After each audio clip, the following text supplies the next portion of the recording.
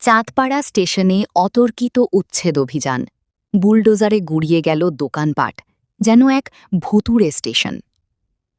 গত ১৩ই জুন রাতে উত্তর ২৪ পরগনার অন্যতম গুরুত্বপূর্ণ রেল স্টেশন চাঁদপাড়া এবং তার সংলগ্ন এলাকায় রেলের পক্ষ থেকে এক ব্যাপক উচ্ছেদ অভিযান চালানো হল।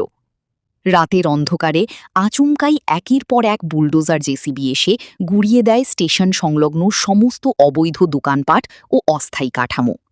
নিমেষের মধ্যে ধূলিসাৎ হয়ে যায় বহু মানুষের বছরের পর বছর ধরে গড়ে তোলা রুটি-রুজির সংস্থান। কড়া নিরাপত্তার চাদরে মুড়ে ফেলা হয় এলাকা। উচ্ছেদ অভিযানকে কেন্দ্র করে যাতে কোনো ধরনের বড় অশান্তি বা প্রতিরোধ গড়ে না ওঠে, তার জন্য আগে থেকেই প্রশাসন ছিল অত্যন্ত সতর্ক।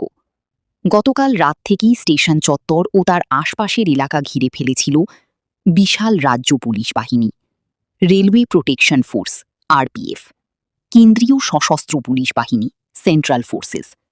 ভারী বুটের আওয়াজ আর সাইরেনের শব্দে রাতারাতি থমথমি হয়ে ওঠে গোটা চাঁদপাড়া।